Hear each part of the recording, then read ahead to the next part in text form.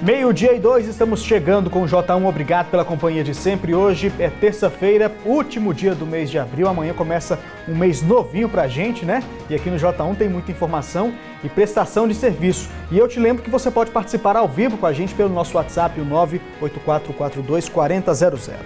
Hoje a gente fala sobre o caso da estudante que se afogou no Lago Paranoá, em Brasília. A polícia tem novidades sobre esse caso e eu te conto daqui a pouco. E a gente fala também que 2 homens foram presos no Jardim Gá. Eles são suspeitos de duplo homicídio. De acordo com a polícia, os 2 mataram um casal de idosos. E o motivo, gente, o casal teria reclamado aí do som alto vindo do comércio desses vizinhos. E aqui no estúdio a gente fala sobre o feirão Nome Limpo. Quem tem dívidas no comércio pode negociar a sua dívida com desconto de até 50%. Esses são os nossos destaques de hoje e o J1 já está no ar.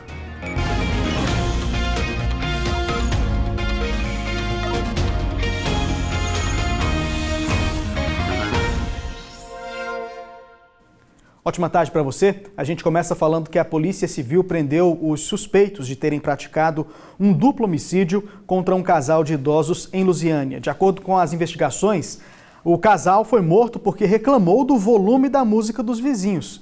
Os mandados de prisão temporária foram cumpridos contra Geronço Barbosa de Souza Júnior e Fábio Araújo Silva. O crime foi às 11h30 da manhã, no final do mês passado, lá no Jardim Gá.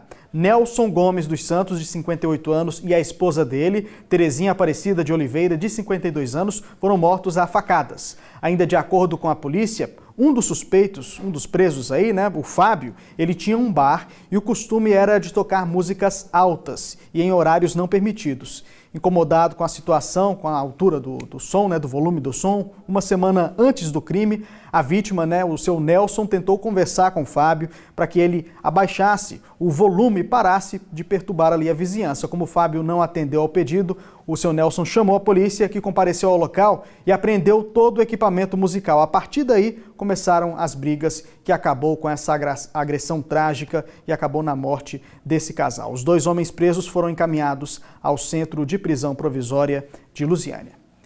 E a polícia concluiu as investigações sobre o caso da jovem Natália Costa. Ela foi encontrada morta no Lago Paranoá no início do mês.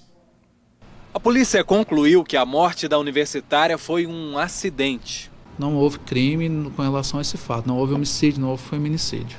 Até porque as provas nos autos também apontam que não haveria motivo do Yuri matar a vítima, já que eles nem se conheciam antes da festa. Apesar da conclusão, Wendel Yuri de Souza Caldas, de 19 anos, que estava com Natália no lago e chegou a ser investigado por envolvimento na morte, foi indiciado por omissão de socorro.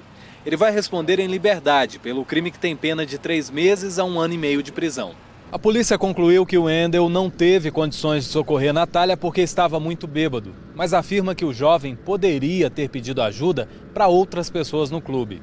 De acordo com as investigações, o ponto em que Natália se afogou tem um declive de 2,5 metros a 3 metros e ela afundou sozinha, sem que o Wendel a empurrasse para o fundo. O delegado afirma que a perícia mostra que todas as lesões na jovem foram causadas pelo movimento do corpo no fundo do lago e que ela não sofreu qualquer agressão. Eles estavam caminhando dentro do lago, a vítima estava puxando ele, mas era de forma amigável, não havia não tem motivo de agressão, não há nada que mostre que houve uma agressão. O corpo de Natália Costa foi encontrado no Lago Paranoá no começo do mês. Segundo as investigações, o Wendel Yuri conheceu a universitária em uma festa no Clube da Marinha, no Lago Sul. Testemunhas disseram que a jovem jogou bebida na cabeça de Wendel, que estava desacordado num parquinho ali perto. Os 2 teriam começado uma brincadeira, rolado na grama e depois foram para o lago. Outro assunto agora é te fazer uma pergunta. Você que mora em apartamento e tem tela nas janelas, lembra qual foi a última vez que elas foram trocadas? Olha, talvez elas nem estejam mais funcionando e a queda de um menino de 3 anos da sacada de um apartamento no 2º andar no fim de semana em Goiânia expõe o perigo que é esse tipo de acidente, a importância da existência da tela de proteção nas sacadas e janelas. Mais do que isso, a manutenção regular dessas telas para evitar tragédias. Este apartamento tem tela de proteção em todas as janelas, mas mesmo quando Leonardo e a Bianca estão vendo desenhos, Os pais nunca descuidam. Não pode pendurar na grade, a mãe não fala para você? A tela de segurança é imprescindível, porque é muito perigoso ficar sem e a gente fica vigilante o tempo todo. As cidades têm crescido cada vez mais para cima e muita gente tem deixado de morar em casas e escolhido viver em apartamentos. Mas nas alturas é preciso ter muito mais cuidados, principalmente com as crianças. As ocorrências envolvendo crianças que caem de janelas ou sacadas preocupam tanto o Corpo de Bombeiros que eles fizeram até um vídeo com dicas. A troca da tela deve ser feita a cada 5 anos, mas é importante realizar constantemente uma inspeção na tela. Neste fim de semana, um menino de 3 anos acabou caindo da sacada do 2º andar deste prédio em Goiânia. São 4 metros de altura. Havia rede de proteção na sacada, mas tinha um buraco nela. O menino está internado neste hospital. No início deste mês, no mesmo condomínio, esta menina brincava na tela de proteção. Desce daí, você vai cair lá embaixo. Para o Corpo de Bombeiros, alguns cuidados simples podem evitar esses acidentes. A recomendação da corporação é que não permitam que tenha mobília próximo a janelas ou sacadas. Qualquer coisa que a criança possa subir pode facilitar algum tipo de acidente. E é importante que a gente faça essa vistoria visual. Verifique se realmente ele continua suportando a tensão, se não soltou nada. O dispositivo ele é de segurança, mas não deve ser um brinquedo da criança. Segundo a família, o menino não quebrou a perna, como chegou a ser falado, mas teve luxação no braço. E você pode participar do J1 dando a sua opinião sobre as reportagens que nós estamos exibindo. O nosso WhatsApp é o 984424000. Por esse número você pode mandar também a sua sugestão de reportagem. Tem o nosso QVT que você baixa de graça aí no seu celular. Também o nosso e-mail, jornalismo.lusiania@tvanhanguera.com.br e o telefone da nossa redação, 3622-1600. Intervalo comercial e a seguir nós vamos falar do Feirão Nome Limpo, está programado para os dias 1º e 2 de maio e vai oferecer descontos aí para quem quiser quitar dívidas aqui em Lusiânia. Ao vivo a gente vai conversar com a Milka Maciel, que vai falar mais sobre esse projeto. E tem ainda um projeto de 2 irmãos lá de Valparaíso com foco na preservação do meio ambiente. Encontrava muita madeira na rua e a gente tem um talento nato de criar, então a gente viu a possibilidade de tirar aquilo que ia ser queimado, ser jogado em qualquer lugar e transformar em artesanato ou pequenos móveis que pudessem ser comercializados. E ainda hoje uma reportagem especial sobre a dengue. Voltamos em instantes.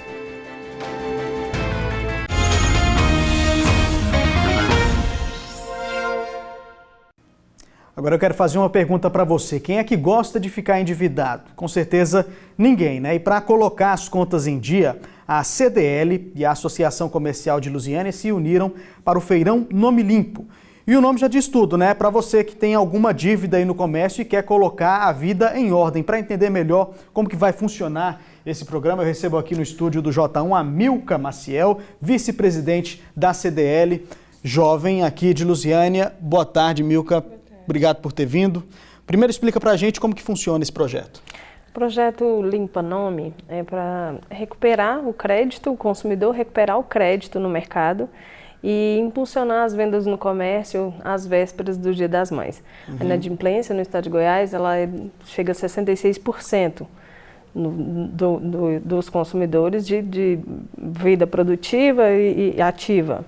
Entendi. Eu quero saber agora, Milka, se tem muita gente endividada no estado de Goiás hoje. Muita gente, 66%, a maioria mulheres, e com uma renda entre R$ 1.300 e R$ 1.800. E quais são os setores que as pessoas mais se enrolam para pagar as dívidas? Vestuário? Tem algum setor assim específico ou não? O que mais endivida é o vestuário, calçados, esses são os setores que a gente tem um percentual de inadimplência maior. E como é que surgiu a ideia desse feirão? Qual que é o objetivo dele? Então, o objetivo é a recuperação de crédito, o poder de crédito do consumidor e a impulsionar as vendas dos comerciantes locais. A gente tem um percentual muito alto na região, de Lusiânia, toda a região cristalina, e aí assim, o Valparaíso, essa região que a gente que tem uma demanda maior, a gente tem uma inadimplência muito grande, então queremos reduzir esse número e conceder o poder de crédito novamente para o consumidor. Vamos falar agora sobre uma coisa que muita gente gosta, que é a questão do desconto, né? Como é que vão funcionar esses descontos para negociar as dívidas? Então, os descontos, o desconto é no mínimo 50% nos juros e nas multas que o consumidor vai ter, e ele pode negociar esse desconto direto com o lojista. Entendi. Tem algum prazo para fazer essa negociação ou não? Só no dia do feirão mesmo? No dia do feirão tem mais vantagens por conta do percentual.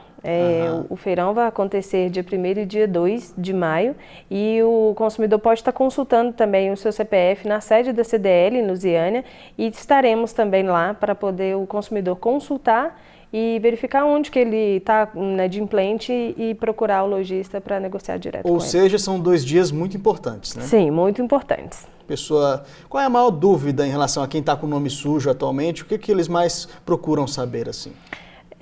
O que mais procura é porque a multa e juro é muito alto. Então acaba não pagando, vou esperar prescrever, só que aí ele acaba perdendo com isso, porque ele perde o poder de compra. E aí a gente quer reduzir isso daí, conceder novamente o poder de compra para o consumidor. E ter o nome limpo é bom não só, claro, para a pessoa física, mas também isso aí para os donos das lojas, né, do comércio também, né? Exatamente, porque o comerciante, ele aumenta as suas vendas e aumenta a economia do comércio local. Ninguém quer ficar sem vender, né? Exatamente. Véspera do Dia das Mães. Tem mais uma pergunta aqui agora. Quais são as principais vantagens de se ter o nome limpo na praça? Então, vai ter crédito, ele pode negociar com bancos também, financiamentos, todos os financiamentos. Isso é muito importante para o consumidor, para ter o nome limpo, até mesmo em entrevistas de emprego. Tem empresas que exigem ter o nome limpo para poder participar de um processo seletivo. Tem muita gente também que tem dúvidas sobre como pesquisar, como saber se o nome da pessoa está sujo ou não. O que essa pessoa deve fazer? Pode procurar a sede da CDL em Lusiânia. A gente está fazendo as consultas gratuitas para ele ver qual o valor que ele está devendo, qual a empresa que ele está devendo, e estaremos lá também para fazer as consultas. Só nesses 2 dias que a pessoa pode consultar de forma gratuita? De forma gratuita, sim. O que ela deve fazer? Que deve levar algum documento específico? Documentos pessoais, CPF, RG, comprovante de endereço também para atualização de cadastro, e aí pode estar consultando lá conosco. Tá certo. Antes de encerrar, então, vamos reforçar o serviço aqui, onde que acontece, os dias e o horário também? O feirão acontece dia 1º e dia 2 de maio, no Shopping de Lusiânia, a partir das 10 da manhã até as 19 horas. Todo mundo convidado, então? Todo mundo. Tá ótimo. Muito obrigado pela participação aqui no J1. Ótima tarde para você. Obrigada. Igualmente. E olha só, a Justiça bloqueou os bens do prefeito de Itumbiara, José Antônio, e também do secretário de Agricultura do município. 2 obras foram feitas na fazenda do pai do secretário de Agricultura de Itumbiara usando máquinas e servidores da prefeitura, segundo a investigação do Ministério Público.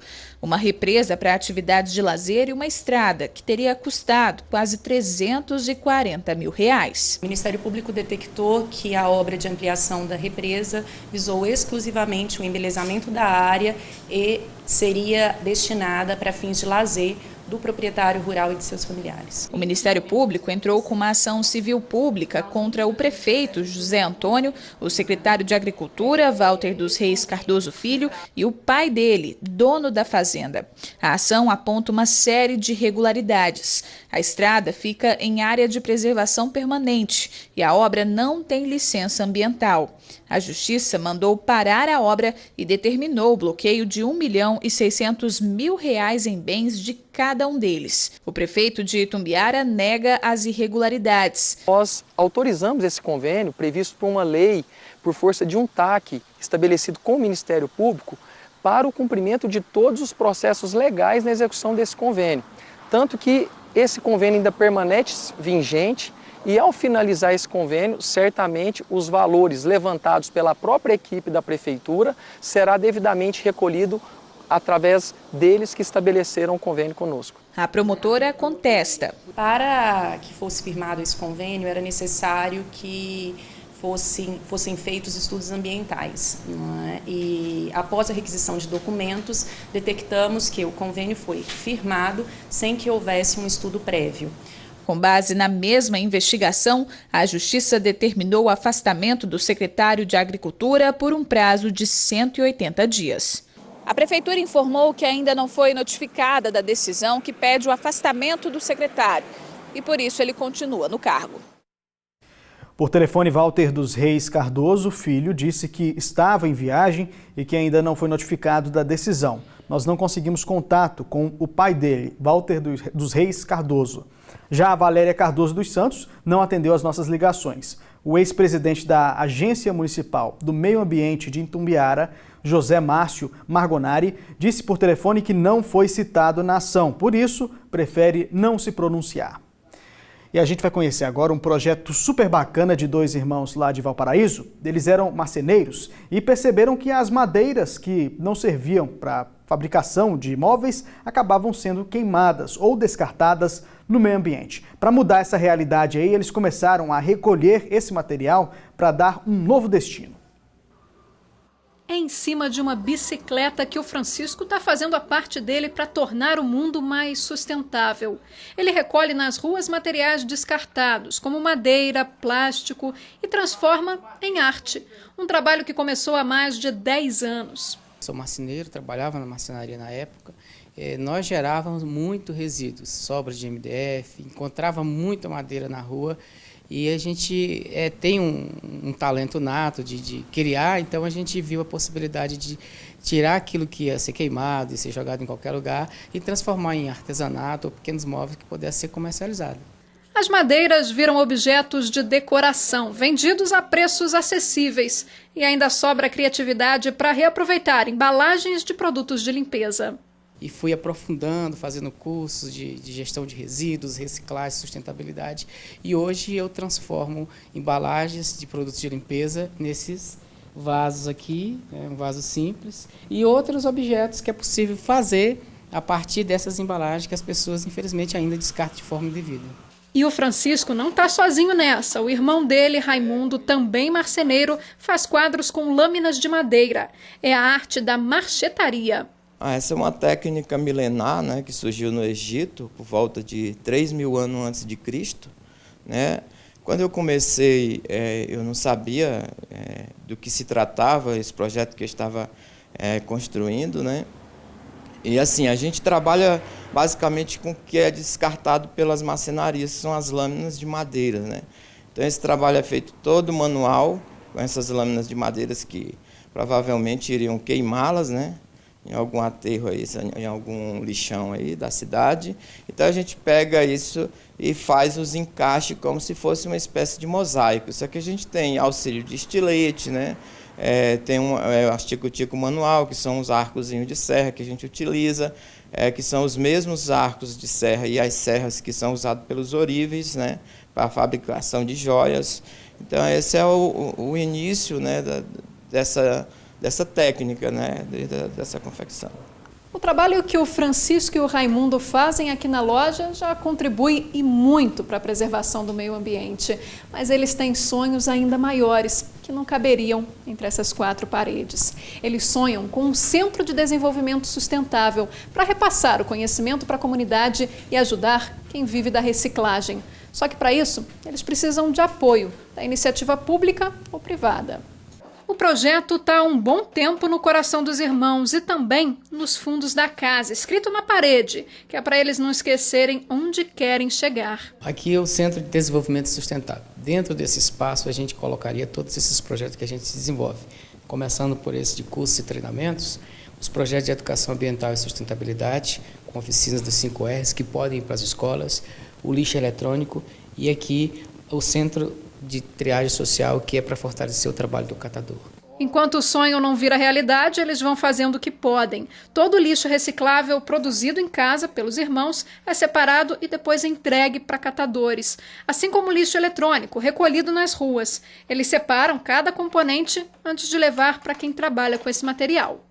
Na verdade, a gente precisa de um apoio, né, que a gente possa ampliar esse espaço, né, que nós temos hoje, pessoas que vêm agregar com a gente no projeto, né, e para que esse projeto realmente se realize, né, e a gente possa colocar em prática para a comunidade de Valparaíso.